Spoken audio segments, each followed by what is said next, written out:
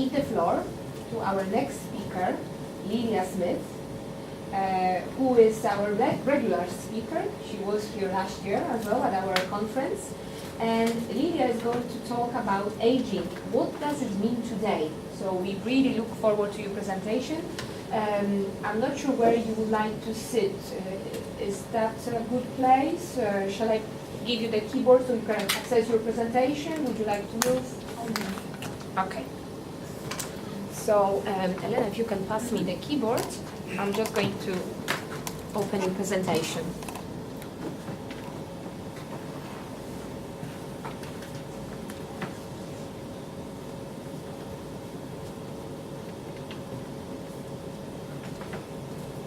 Liliya, are you ready? Yes? Yes, I'm ready. Okay, so I would like to give you the floor, Liliya.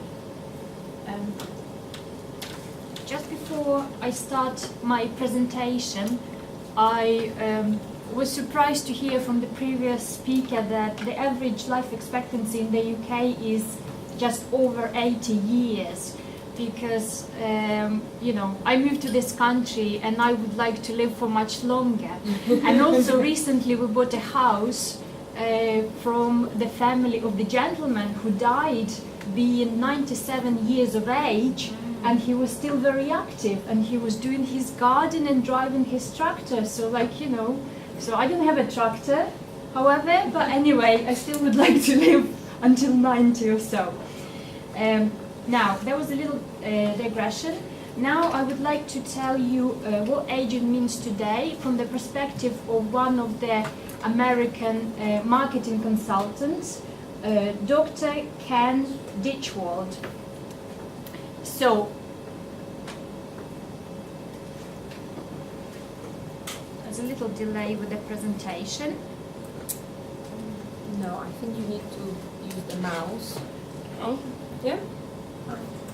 okay. So, you can see the photo of this gentleman on the board, and what he's saying that in recent years the key to growing older is reinventing yourself. So what does it mean to people? That means that we look at aging as a new kind of social phenomena, and most people who are 65 or 70 or even 75 years old do not think of themselves as being old anymore. They think that you are old when you get to about 80 years of age. That means that this separating barrier that identifies old people had been moved back for quite a number of years, because people are living longer, they're staying healthy for much longer, and they're still doing lots of different physical activities.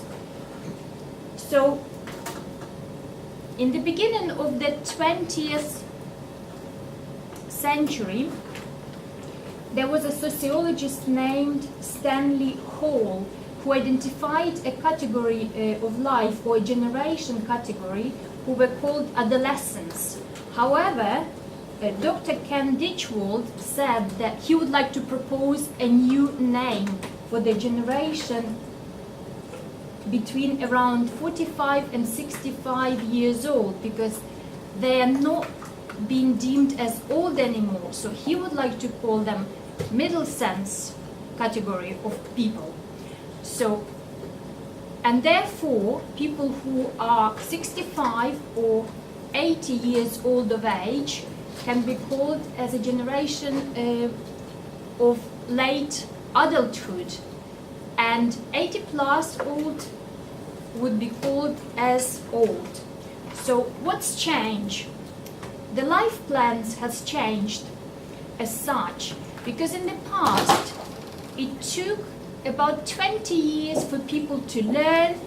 Then for the next 40 years they were raising their families, and then when they retired, when they were about 60 years old, there was time for them to rest.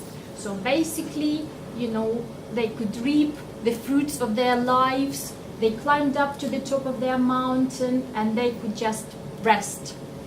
So what's changing now? Now, instead of linear life cycle, we have more of a cyclic way of life. So what it means is that people are reinventing themselves. So they do not really want to stop their lives. They try to join, they try to be more like younger people. And it is also very, very pleasant to know that the generations mix these days much more than they used to in the previous centuries. So the older generation takes part in all sorts of activities.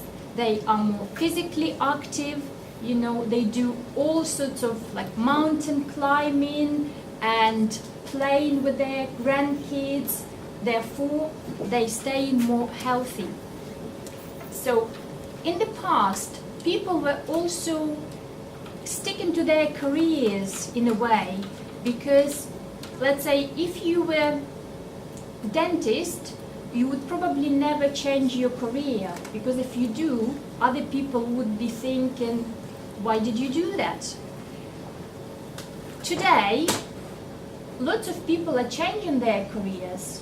They would like to have a new challenge in life. They do not just want to stop at where they are. Also, a lot of people remarry. Well, in the past, they would probably get married once and that was it, for the better, for the worse. These days, all the people have changed their spouses, which indicates an increase in about 50% of those marriages. Also, people move around a lot. They move from one area to another. They do not stick to the same places where they were born, and therefore they become more social, they create new friendships. So our grandparents, as Eva pointed out before, you know, grandparents in the past were viewed as very, very old people who would be frail and perhaps would have some sort of illnesses. However, if we look at grandparents of this generation, of our generation, we can see that they are very active people. You know, they look after their grandchildren, they've been very active, and also they're very open. They mix up with younger generation, you know, and it gives them sort of like emotional uplift. You know, they feel involved, they feel important, and I think it is another factor that helps them to stay younger. So as a result, they live in longer. Also, if you look at different kind of statistics, there's gender dynamics. Normally they say that women live longer. And why do they live longer? Is because, you know, they experience more shifts in life, so they go from stage to stage, and therefore they embrace it. Like at first they become mothers, then they become grandmothers, and they are more open to all those changes in life. While for men there are fewer shifts in life, and so for example, when you become like a professional, so you are deemed to be as a breadwinner in the family, and you are judged by who you are in life. Therefore, you don't have that many transitions.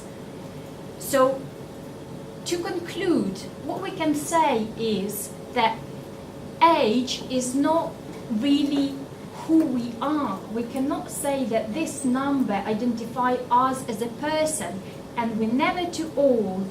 Our main goal in this life is, you know, enjoy life, carry on being active, and this is the recipe for longer and happier life. And therefore, we are never too old to do anything. Thank you. Liliya, that was really inspiring. I think we all feel uplifted after your presentation.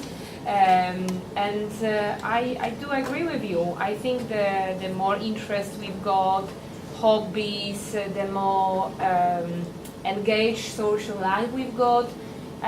We actually don't feel as if we are aging. If somebody asks me how I feel, I actually don't feel my age, so I know exactly what you mean. And I'm really grateful for your presentation. I know that you're staying with us till the end.